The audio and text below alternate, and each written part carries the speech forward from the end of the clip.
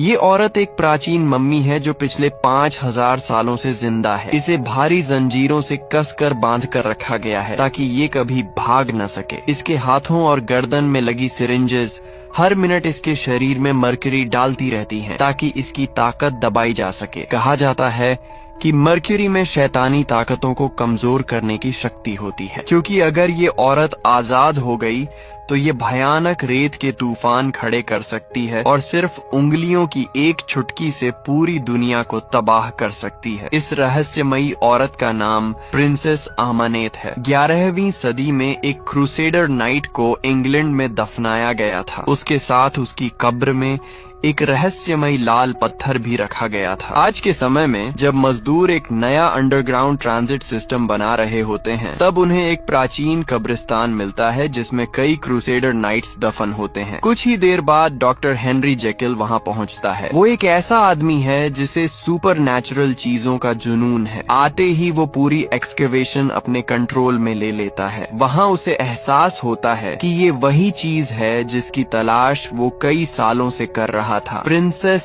आहमनेत का खोया हुआ रहस्य। प्रिंसेस आहमनेत प्राचीन इजिप्ट के एक शक्तिशाली फिरौन की बेटी थी। वो बेहद खूबसूरत थी, लेकिन उतनी ही चालाक और खतरनाक भी। जो भी उसके रास्ते में आता वो उसे बख्शती नहीं थी। उस समय वो अपने पिता की इकलौती वारिस थी, इसलिए पूरा राज्य उसी के हाथों में जाने वाला था और लोग उसे देवी की तरह पूजते थे। लेकिन सिंहासन मिलने से पहले ही फिरौन के यहाँ एक बेटा पैदा हो जाता है, जिससे राजगद्दी का वारिस बदल जाता है। इस बात से आहमनेत खुद को अपने ही परिवार से धोखा खाया हुआ महसूस करती है। बदला लेने के लिए वो सेथ यानी मौत के देवता से एक खतरनाक समझौता कर लेती है। अपनी आत्मा के बदले सेथ उसे बेशुमार शक्तियाँ देता है, लेकिन बदले में आहमनेत को सेथ को एक इंसानी शरीर के जरिए दोबारा दुनिया में लाना होता है। अपने गुस्से में अंधी होकर वो न सिर्फ अपने पिता को मार देती है, बल्कि अपने छोटे भाई पर भी दया नहीं करती। लेकिन इससे पहले कि वो अपना वादा पूरा कर पाती, इजिप्ट के पुजारी उसे पकड़ लेते हैं और जिंदा ही मम्मी बनाकर सजा देते हैं। आहमनेत को जिंदा मम्मी बना दिया जाता है। इसके बाद पुजारी उसे इजिप्ट से बहुत दूर दफना देते हैं ताकि वो कभी वापस न आ सके। आज के इराक में यूएस आर्मी सार्जेंट निक मॉर्टन और उसका साथी क्रिस उस जगह की तलाश में जाते हैं जहां आहमनेत को दफनाया गया था। क्योंकि डॉक्टर हेनरी जेकिल ने ही उन्हें इस मिशन के लिए चोरी छिपे पैसे दिए होते हैं, इसलिए उन्हें ध्यान रखना होता है कि उनके ऑपरेशन का पता किसी और को ना चले। लेकिन वहां पहुंचते ही उन्हें पता चलता है कि पूरा इलाका हथियारबंद बागियों से भरा पड़ा है। हालात इतने खतरनाक हो जाते हैं कि क्रिस डरकर वापस लौटना चाहता है, लेकिन निक उसे मिशन पूरा होने तक रुकने के लिए मना लेता है। कुछ ही देर बाद दोनों बागियों के साथ भयंकर गोलीबारी में फंस जाते हैं। मजबूर होकर उन्हें एयर स्ट्राइक बुलानी पड़ती है ताकि दुश्मन पीछे हट जाएं। एयर स्ट्राइक के जोरदार धमाकों से वहां की जमीन धंस जाती है और गलती से आहमनेत की प्राचीन कब्र सामने आ जाती है। इसी दौरान निक लगभग उस विशाल गड्ढे में गिरने वाला होता है जो धमाकों की वजह से बना था। कुछ घंटों बाद कर्नल ग्रीनवे वहां पहुंचता है। आते ही उसे निक और क्रिस पर शक हो जाता है कि वो अपने सैनिक होने का फायदा उठाकर गैर कानूनी काम कर रहे हैं और प्राचीन कीमती चीजें चुराकर ब्लैक मार्केट में बेचते हैं। निक और क्रिस तुरंत उन आरोपों से इनकार कर देते हैं। वो कहते हैं कि वो वहां सिर्फ इसलिए आए थे क्योंकि उन्हें लगा था कि पास के गांव में बागियों ने कुछ लोगों को बंधक बना रखा है। उसी समय आर्मी आर्कियोलॉजिस्ट जेनी हॉल्सी वहां पहुंचती है और सबके सामने आते ही निक को जोरदार थप्पड़ मार देती है। गुस्से में वो कहती है कि कुछ रात पहले शहर में वो उसके साथ थी, लेकिन बाद में निक ने उसका एक जरूरी नक्शा चुरा लिया। हालांकि निक इस बात से साफ इनकार करता है। कुछ देर बाद जेनी की नजर जमीन में बने उस विशाल गड्ढे पर पड़ती है। वो हैरान हो जाती है जब उसे पता चलता है कि उस मकबरे का डिजाइन इजिप्शियन स्टाइल का है, जबकि वो लोग पर्शियन इलाके में खड़े हैं। उसके लिए ये बात बिल्कुल समझ से बाहर थी। जेनी ग्रीनवे को बताती है कि उसका काम ऐसे कीमती आर्टिफैक्ट्स को सुरक्षित करना है जिनकी कीमत अरबों डॉलर हो सकती है। इसलिए वो खुद नीचे जाकर जांच करना चाहती है कि आखिर वहां छिपा क्या है। इस वजह से ग्रीनवे निक और क्रिस को जेनी के साथ नीचे जाने का आदेश देता है, लेकिन वो सख्त चेतावनी भी देता है कि उन्हें वहां 2 घंटे से ज्यादा नहीं रुकना है। कुछ ही देर बाद तीनों उस प्राचीन मकबरे के अंदर पहुंच जाते हैं। जैसे ही वो नीचे वाले चेम्बर में पहुंचते हैं, निक देखता है कि गुफा की छत से लगातार मरकरी टपक रही है। जेनी बताती है कि प्राचीन इजिप्शियन मान्यताओं के अनुसार मरकरी का इस्तेमाल बुरी आत्माओं को दूर रखने और कमजोर करने के लिए किया जाता था। शायद इसी वजह से इस जगह को ऐसे बनाया गया था। वो लोग मरकरी के बहाव का पीछा करते हुए दूसरे चेम्बर तक पहुंचते हैं। वहां जेनी पूरे इलाके की जांच करने लगती है, जबकि क्रिस चुपके से वहां बिखरे पड़े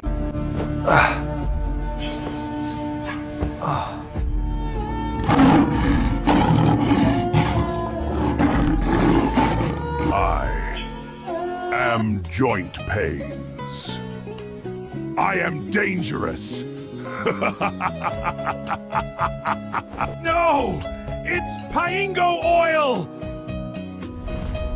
Pango oil best for all joint pains, knees, shoulders, back, and other joints. कंकालों से सोने के गहने चुराने लगता है। जेनी नोटिस करती है कि वहां मौजूद सारी मूर्तियां मर्क्यूरी लेक की तरफ मुड़ी हुई हैं। मामला तब और अजीब लगने लगता है जब उसे एहसास होता है कि वहां ऐसी कोई तैयारी नहीं है जो आम तौर पर मृतकों को अगले जीवन तक पहुंचाने के लिए की जाती थी। तभी जेनी को अचानक समझ आता है कि ये कोई साधारण मकबरा नहीं बल्कि एक प्राचीन जेल है। वो बताती है कि मर्क्यूरी लेक से जुड़ी जंजीरों का मकसद किसी को अंदर खींचना नहीं था, बल्कि ये सुनिश्चित करना था कि जो भी वहां कैद हो वो कभी भाग न सके। तभी ग्रीनवे उनसे संपर्क करता है और चेतावनी देता है कि बागियों का एक बड़ा ग्रुप तेजी से उनकी तरफ बढ़ रहा है। वो कहता है कि उन्हें तुरंत वहां से निकलना होगा, लेकिन जेनी वहां से जाने से मना कर देती है।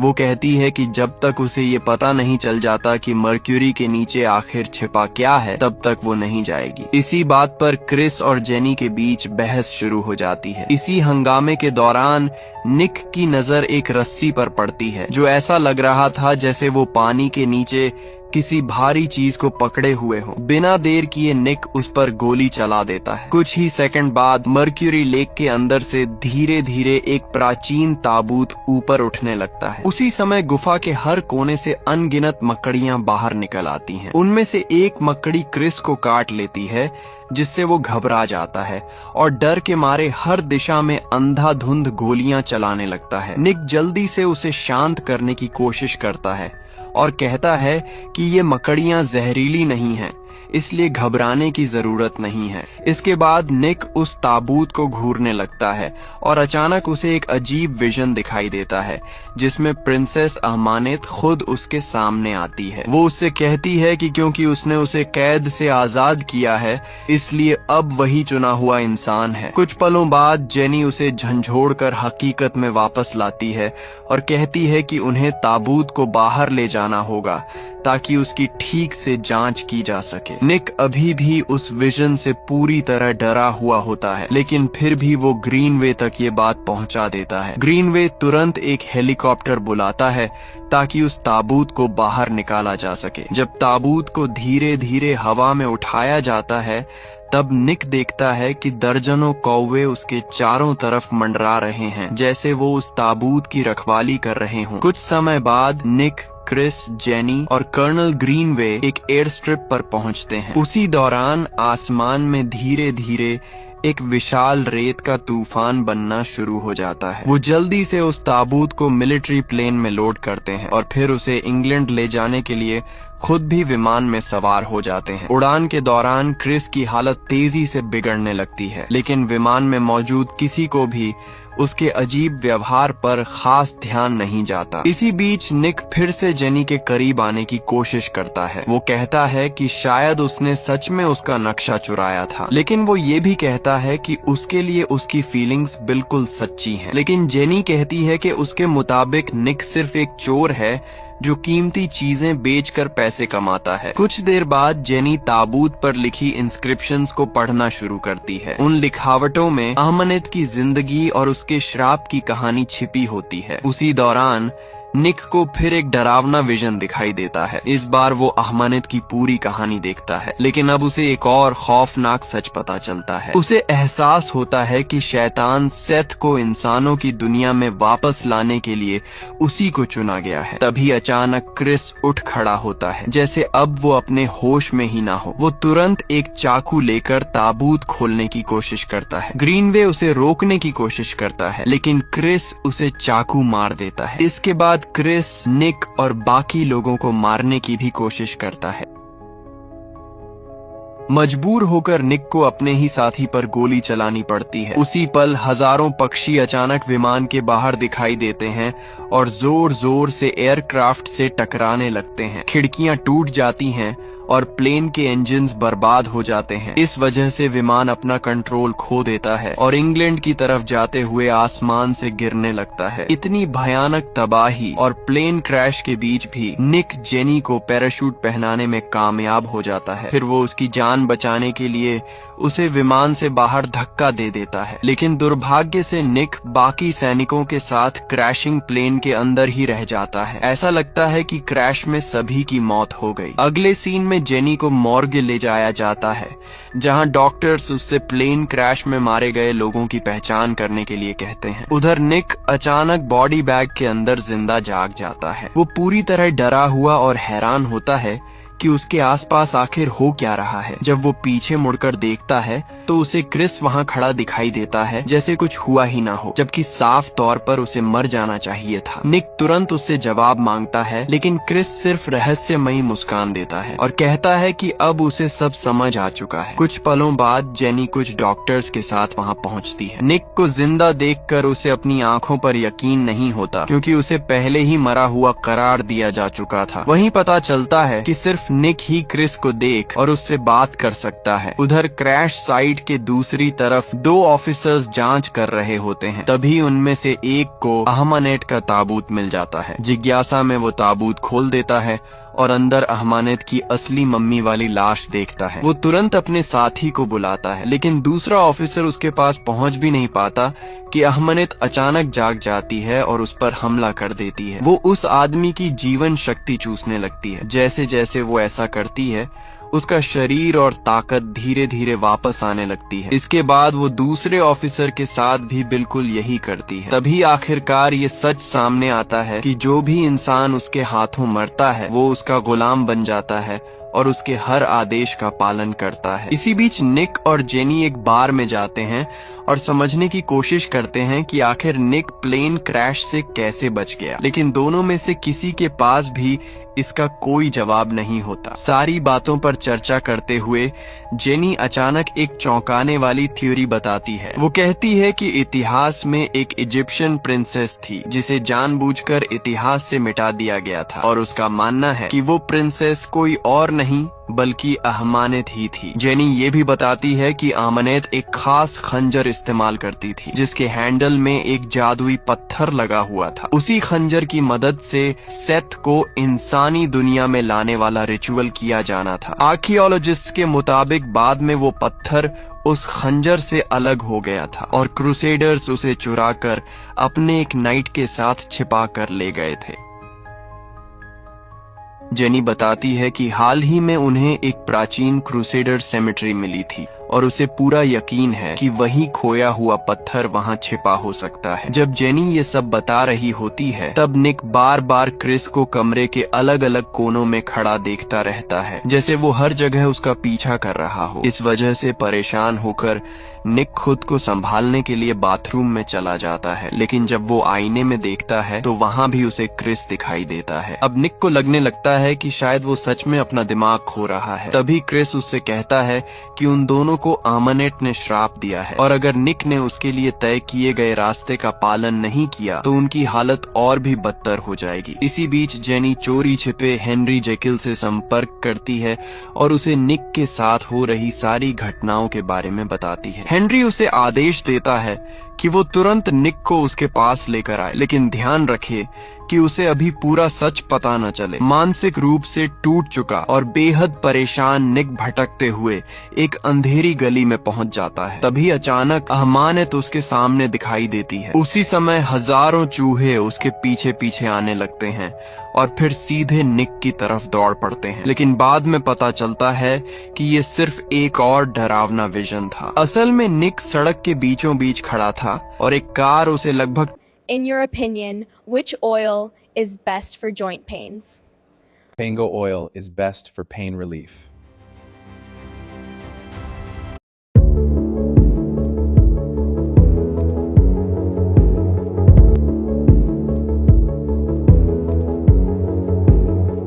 टक्कर मारने वाली थी। जेनी तुरंत उसे खींचकर बचा लेती है। इसके बाद निक उससे कहता है कि अहमनेट को लेकर उसकी थ्योरी बिल्कुल सही थी। वो जेनी को उन डरावने विजन्स के बारे में बताता है जो उसे लगातार दिखाई दे रहे हैं, लेकिन जेनी कहती है कि शायद ये सब मर्क्यूरी के असर की वजह से हो रहा है। फिर भी निक जोर देकर कहता है कि उसे खुद ताबूत देखना होगा, क्योंकि उसका मानना है कि अगर वो अहमनेत की असली लाश देख लेगा तो साबित हो जाएगा कि ये सब सिर्फ उसके दिमाग का वहम है। उधर अहमनेत अलग अलग आदमियों की जीवन शक्ति चूसती रहती है। इससे उसकी ताकत लगातार बढ़ती जाती है और उसका असली इंसानी रूप भी लगभग पूरी तरह वापस आ जाता है। कुछ देर बाद निक और जेनी वापस क्रैश साइट पर पहुंचते हैं। जेनी सीधे ताबूत की तरफ चली जाती है, जबकि निक अजीब तरीके से पास के एक चर्च की तरफ खींचा चला जाता है। जैसे ही वो चर्च को देखता है, उसे फिर अहमानेट का विजन दिखाई देता है और जब वो अचानक होश में आता है, तब उसे एहसास होता है कि वो पहले ही चर्च के अंदर पहुंच चुका है। कुछ ही देर बाद अहमनेत के गुलाम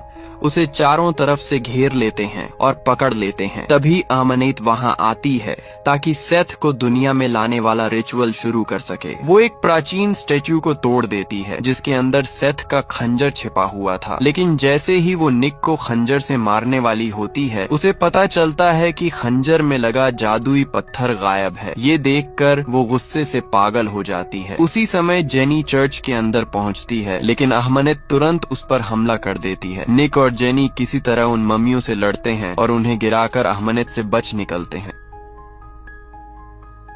आखिरकार दोनों चर्च से भागने में कामयाब हो जाते हैं। भागते समय जेनी को एहसास होता है कि निक का अहमानेट के साथ कोई अजीब कनेक्शन है, क्योंकि उसका दिमाग हमेशा उसे सीधे मम्मी की सही लोकेशन तक ले जाता है। निक तुरंत इस बात से इनकार करता है, लेकिन कुछ ही पलों बाद उसे अचानक एहसास होता है कि बिना ध्यान दिए वो गाड़ी वापस उसी चर्च की तरफ मोड़ चुका है, जैसे कोई उसके दिमाग को कंट्रोल कर रहा हो। तभी उसे समझ आता है कि अहमानेत सच में उसके दिमाग के अंदर मौजूद है और धीरे धीरे उस पर अपना असर डाल रही है। दोनों फिर वहां से भागने लगते हैं, लेकिन थोड़ी देर बाद अहमानेत की मम्मियां उनका पीछा करने लगती हैं। इसी चक्कर में उनकी गाड़ी बेकाबू होकर क्रैश हो जाती है। कुछ पलों बाद अहमानेत वहां पहुंचती है और अपनी शक्तियों से निक को आसानी से जमीन पर गिरा देती है, लेकिन इससे पहले कि वो जेनी को मार पाती, अचानक हथियारों से लैस कुछ लोग वहां पहुंच जाते हैं। उनके पास खास तरह के वेपन्स होते हैं और वो जेनी को मम्मी से बचाने में कामयाब हो जाते हैं। अहमानेत को पकड़ने के बाद उन रहस्यमयी लोगों में से एक आदमी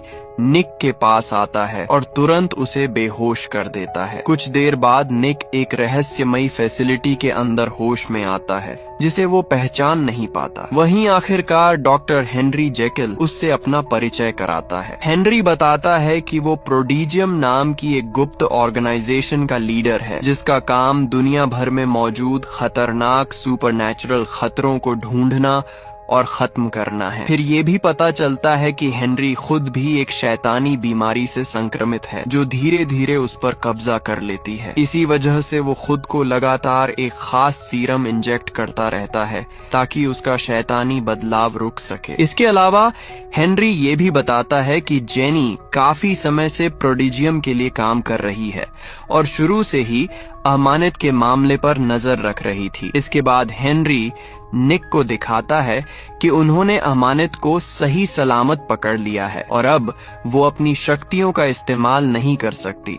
क्योंकि उसकी नसों में सीधे मर्क्यूरी इंजेक्ट की जा रही है। हेनरी समझाता है कि धीरे धीरे अहमनेत के शरीर में मौजूद मर्क्यूरी जम जाएगी और आखिरकार उसे पूरी तरह मार डालेगी। कुछ देर बाद अहमनेत फिर निक से बात करती है। वो कहती है कि जैसे ही सेथ पूरी तरह उसके शरीर पर कब्जा कर लेगा, निक अमर हो जाएगा और उसके पास जिंदगी और मौत दोनों पर शक्ति होगी। वो ये भी कहती है कि निक राजा बनेगा और वो खुद रानी बनेगी और दोनों मिलकर पूरी दुनिया पर राज करेंगे। कुछ ही पलों बाद मर्क्यूरी के असर से अहमनेत का शरीर जलने लगता है। हालांकि निक जानता है कि वो कितनी खतरनाक है, फिर भी वो हेनरी से विनती करता है कि वो उसे तकलीफ देना बंद करे। ये बात हेनरी को हैरान भी करती है और उसके अंदर दिलचस्पी भी जगाती है। इसी बीच हेनरी के आदमी खंजर का खोया हुआ पत्थर ढूंढ निकालते हैं। उधर अहमनेत जेनी से रहस्यमयी अंदाज में बात करती है। वो उसे याद दिलाती है कि खंजर, पत्थर और निक तीनों को एक ही जगह पर किसी खास वजह से लाया गया है। फिर वो जेनी से पूछती है कि आखिर उसे क्या लगता है हेनरी का असली इरादा क्या है। तभी अचानक जेनी को हेनरी की असली योजना समझ आ जाती है। हेनरी चाहता था कि सेथ निक के शरीर पर कब्जा कर ले ताकि मौत के देवता को एक असली इंसानी शरीर मिल सके और जैसे ही सेथ इंसानी रूप में आए वो उसे हमेशा के लिए मार सके। जेनी तुरंत हेनरी से इस योजना को लेकर सवाल करती है, लेकिन हेनरी कहता है कि चाहे वो कुछ भी कर लें, अहमनेत के श्राप की वजह से निक की मौत आखिरकार तय है। ये सुनकर गुस्से में निक हेनरी का सीरम छीन लेता है और कहता है कि जब तक वो कोई दूसरा रास्ता नहीं ढूंढेगा उसे सीरम वापस नहीं मिलेगा। लेकिन अब बहुत देर हो चुकी थी। सीरम ना मिलने की वजह से हेनरी पूरी तरह अपने डरावने मॉन्स्टर रूप मिस्टर हाइड में बदल जाता है। जैसे ही उस मॉन्स्टर को बंद करने के लिए चेम्बर खुद ब खुद सील होने लगता है, जेनी और एक गार्ड वहां से भाग निकलते हैं, लेकिन निक उसी कमरे में मिस्टर हाइड के साथ फंस जाता है। इसी दौरान अहमनेत एक टेक्नीशियन को अपने कंट्रोल में ले लेती है और उसकी मदद से अपनी कैद से आजाद हो जाती है। भयानक लड़ाई के बाद निक किसी तरह मिस्टर हाइड को काबू में कर लेता है और उसे दोबारा सीरम इंजेक्ट कर देता है, जिससे वो फिर से सामान्य इंसान बन जाता है। कुछ देर बाद जेनी वहां पहुंचती है और निक से कहती है कि उन्हें तुरंत क्रूसेडर कब्रिस्तान जाना होगा ताकि पत्थर को नष्ट किया जा सके। वो समझाती है कि जैसे ही पत्थर नष्ट होगा अहमनेत रिचुअल पूरा नहीं कर पाएगी और ये श्राप हमेशा के लिए खत्म हो जाएगा। जब निक और जेनी कब्रिस्तान की तरफ जा रहे होते हैं, तभी अहमनेत अपनी पूरी शक्ति छोड़ देती है और एक विशाल रेत का तूफान पैदा कर देती Paingo oil is magically effects for joint and muscle pain.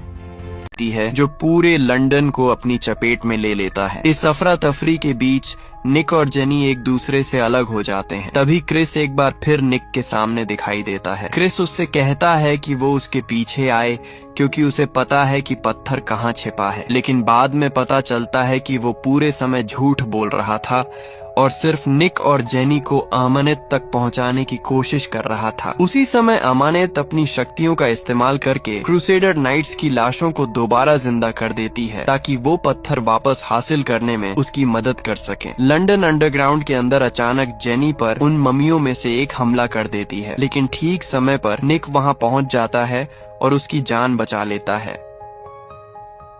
लेकिन तभी उन मम्मियों में से एक उन्हें दीवार तोड़कर दूसरी तरफ फेंक देती है, जहां प्राचीन कब्रिस्तान का पानी से भरा हिस्सा मौजूद होता है। निक एक बार फिर जेनी को दूसरी मम्मी से बचा लेता है, लेकिन इससे पहले कि दोनों वहां से निकल पाते, अमानेत अचानक आ जाती है और जेनी को पानी के अंदर खींच ले जाती है। निक तुरंत उनके पीछे पानी में कूद जाता है, लेकिन कुछ ही देर में उसकी सांस खत्म होने लगती है और मजबूर होकर उसे वापस ऊपर आना पड़ता है। फिर वो दोबारा पानी के अंदर जाता है। जब वो वापस नीचे पहुंचता है तो दूर उसे जेनी का बेहोश शरीर दिखाई देता है, जिसके चारों तरफ कई मम्मियां खड़ी होती हैं। निक लगभग उसके पास पहुंच जाता है, लेकिन तभी और ज्यादा मम्मियां उसे रोकने आ जाती हैं। आखिरकार वो किसी तरह उनसे बच निकलता है और तेजी से तैरते हुए जेनी को लेकर सतह तक वापस आ जाता है, लेकिन तब तक बहुत बहुत देर हो चुकी होती है। जेनी अब जिंदा नहीं रहती। कुछ पलों बाद अहमनेत वहां आती है और निक को समझाने की कोशिश करती है। वो उससे कहती है कि जेनी को भूल जाओ और उसकी मोहब्बत को स्वीकार कर लो। लेकिन हर बार जब निक जेनी की बेजान लाश को देखता है, उसका गुस्सा अहमनेत के लिए और बढ़ जाता है। इसीलिए वो तुरंत अहमनेत पर हमला कर देता है, लेकिन अहमनेत आसानी से उसे हरा देती है। फिर भी लड़ाई के दौरान निक किसी तरह उससे खंजर छीनने में कामयाब हो जाता है। वो पत्थर को नष्ट करने ही वाला होता है कि अहमनेत उसे याद दिलाती है कि अगर वो सेथ को अपने शरीर पर कब्जा करने दे तो उसे जिंदगी और मौत दोनों पर शक्ति मिल जाएगी। उसी पल निक को एहसास होता है कि जेनी को बचाने का अब सिर्फ यही आखिरी रास्ता बचा है। बिना एक पल गंवाए वो खुद को उसी खंजर से मार लेता है। कुछ ही देर बाद सेथ पूरी तरह निक के शरीर पर कब्जा कर लेता है और निक अहमनेत के लिए अपना प्यार जाहिर करता है। लेकिन जैसे ही उसकी नजर जेनी के शरीर पर पड़ती है, अचानक निक दोबारा खुद पर कंट्रोल हासिल कर लेता है। फिर सेथ की शक्तियों का इस्तेमाल करके वो अहमनेत की जीवन शक्ति चूस लेता है। इसके बाद वही शक्ति इस्तेमाल करके वो जेनी को दोबारा जिंदा कर देता है। जब जेनी होश में आती है तो सबसे पहले उसे अहमनेत की मरी हुई लाश दिखाई देती है। इसके तुरंत बाद वो निक को ढूंढने लगती है। आखिरकार उसे निक एक अंधेरे कोने में छिपा हुआ मिलता है, लेकिन जैसे ही वो उसके पास आने की कोशिश करती है, निक उसे रोक देता है और कहता है कि फिलहाल उससे दूर रहे। निक बताता है कि अब उसे खुद नहीं पता कि वो आखिर क्या बन चुका है और उसे डर है कि कहीं वो जेनी को नुकसान ना पहुंचा दे। जाने से पहले निक उससे कहता है कि वो उसे सच में प्यार करता है और काश उनके पास साथ बिताने के लिए थोड़ा और वक्त होता। ये कहने के बाद हेनरी और उसके आदमी वहां पहुंचने से ठीक पहले निक वहां से गायब हो जाता है।